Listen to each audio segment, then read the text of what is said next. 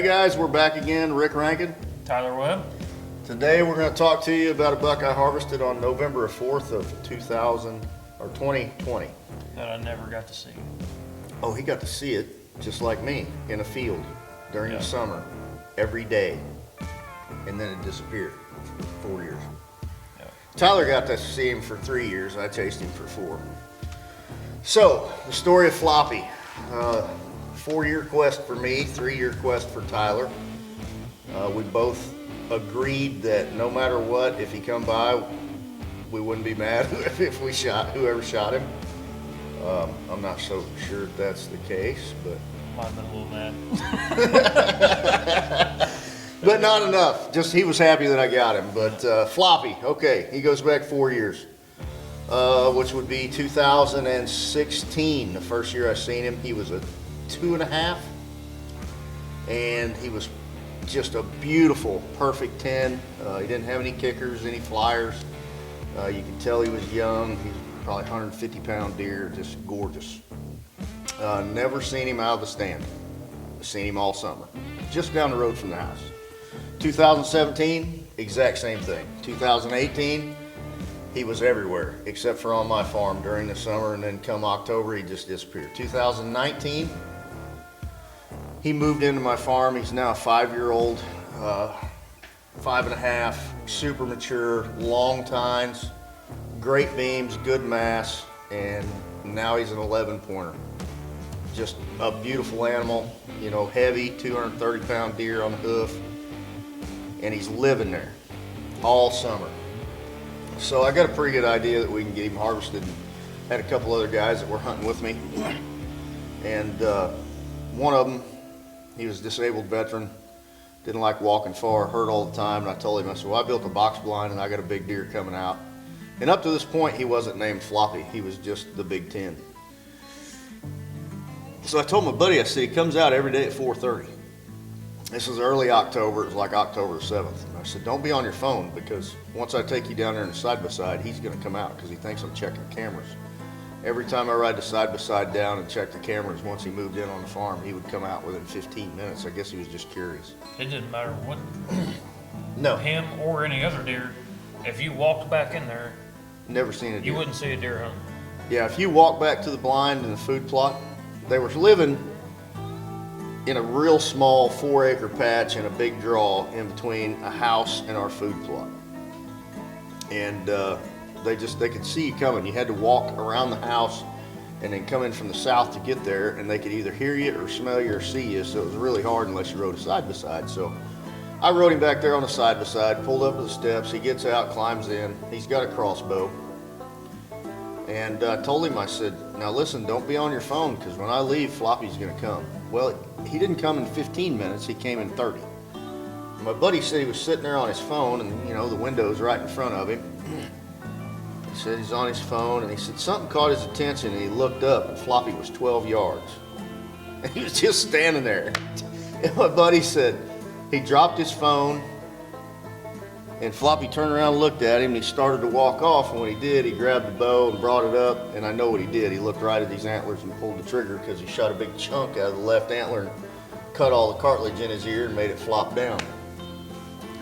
So he called me all excited and said, I just shot a giant, holy cow, come get me, let's go find him. I'm like, where'd you hit him at? He said, oh, I don't know, man, I think I hit him good. He was only 15 yards, you know, quartering away. I'm like, okay, cool, you know, should be a dead deer, you're shooting a crossbow, I dialed it in, it's all good to go. We go down there and I start looking at the blood, and I'm like, Tom, are you sure you hit this deer, you know, in a vital? Because that looks like a flesh wound. That doesn't look like vital blood. I said, there's not enough of it. We can't find your arrow. Well, we keep looking. At the very end of the food plot, which is about 200 yards, I found his arrow, and the tip was just smashed. And there was hardly any blood on it at all. And I said, dude, I don't know where you hit him, but that deer's not dead, and we're not gonna find him. So I was a little disappointed, not in him, but just that we weren't able to harvest the deer, and I hate for somebody to shoot one and not get it. Just, you know, I want the animal to suffer, and I hate wounding them. But I think I might have shed a tear or two. yeah, we were pretty sad. We didn't think that deer was ever gonna come back. No. And then 7 days later, the celebration begin because Floppy was alive and he was back on the farm. Here he comes. He got right in front of the camera. It was like he knew, like I'm gonna torture you guys because watch this. It was daytime and he was every pose that he made, you could see the ear, and it was just hanging. And I felt kind of sorry for him, but then I thought, well, now he's got a nickname, so and he's gonna live. And he healed really fast, and he even took a picture close enough to the camera where you could see the exact angle where the arrow hit and knocked a big chunk of his antler out. So that year goes, Tyler and I, shed season comes, and Tyler said, I want to find Floppy. And we walked every inch of every piece of ground around our place and never found Floppy. So June comes, 2020. I'm riding down the road, and you can spot Floppy in 50 deer if they're out in the open because his ear's hanging. I slam on the brakes. I'm running like 40 mile an hour on the gravel road going up the hill, and I look off into this bean field, and there he stands with his 6-inch eye guards and about this much main beam sticking out both sides, and that old ear just a hanging. And I'm like, yes, he made it. So I watched him all summer. I called Tyler every day when I'd see him, and I'd be like, dude, he's out here again. He's out here again. I got so much footage of him throughout the year. And I really don't want to tell this part, but I got to because it's part of the story that's incredible that I even killed him. Had a new neighbor move in, and the field that he's coming out in, I have permission to hunt. But the property that surrounds it, which sounds really weird, I don't have permission to hunt. Well, this guy hates deer hunters, and he would stand on his back porch and shoot bottle rockets at these deer. Anytime I would pull up and stop to watch him out in this field during the summer, he'd walk out there with Roman candles and bottle rockets and shoot them off the back porch, and they'd blow up and make Floppy run back in the woods. Well, luckily for me, Floppy got used to it. He thought it was just 4th of July every day, so he'd just come out and watch fireworks go off with me, and I'd get video of it. So I was thinking Floppy was going to come back on the farm this year, and he never did. He stayed straight east of my house about 200 yards, and he has a very small core area. He's had that area, you know, when it was on my place, he didn't move much. Even during the rut, he was there the whole year. Well, he had moved next door because, of course, you don't want to live somewhere where you're getting your ears shot off, so he moved across the road. And I kept telling Tyler, I'm like, dude, he's got to come across. He's got to come across. So, we got some cell cams, and we had them all set up, and probably 40,000 pictures this season, and not a single picture of Floppy. Not one. So, had the guys from the Calling Hunting TV come down. Tyler and I got an opportunity to meet with them guys and hunt with them a little bit, and we had them in camp. Most of my spots were filled except for Tyler's spot. I didn't let anybody hunt it because it was so hot. I just didn't want to stink it up. I didn't want to go there because I knew he had limited time and we had so many good buck pictures. So I told him, I said, I'm just going to go hunt Ronnie's. So I went to my neighbors and climbed up and put out some JNS scent, some gel, some fire and ice, and some doe and heat estrus. Put it in a scrape on the ground, had a food plot out in front of me, a little brush patch behind me. At about 4:30, I seen 2 does come out. They started heading straight west towards the food plot, and about 10 minutes later, I lost them. And I kept looking back in there where I seen them coming through the woods, and the wind was out of the northwest, blowing into the southeast. And I was hoping a buck would come out and not pick me up and pick up the JNS scents, and that's exactly what happened. Floppy had come across the road either that day or the night before and was bedded in there, and he come up, he got to about 90 yards, done a lip curl, raised his head, and come right to me at 23.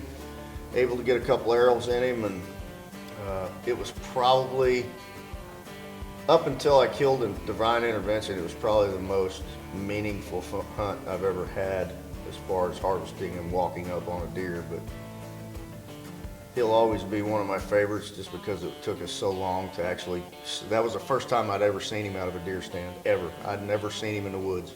Tyler'd never seen him. We hunted him hard, but just a special animal. I can't wait to get him on the wall. He's a pretty neat deer.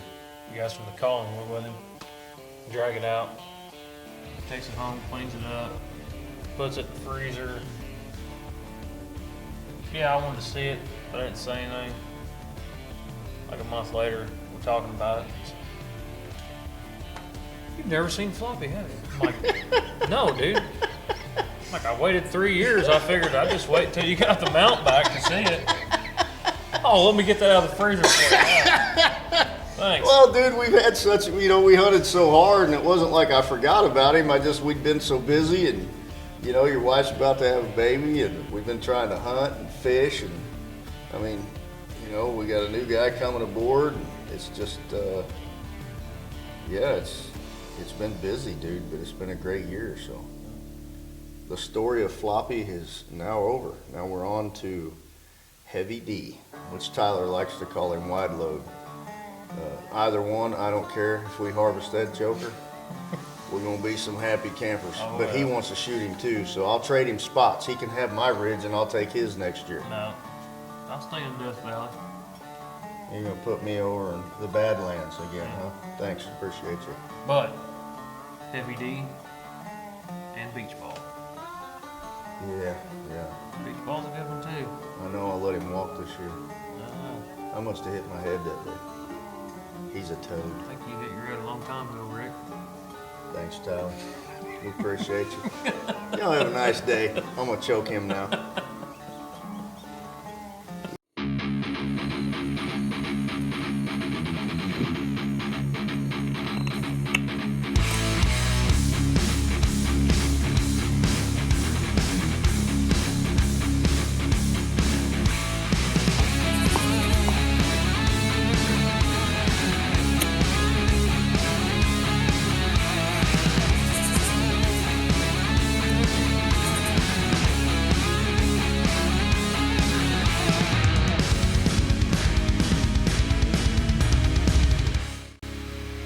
Hey guys, thanks for joining us on the story of Floppy. Next week we'll be back with Tyler and his story of Skyscraper, which is the buck I harvested on November 14th on video, which we will have that video clip next Wednesday. Looking forward to it, guys. Stay tuned. Come back with us. See you next week.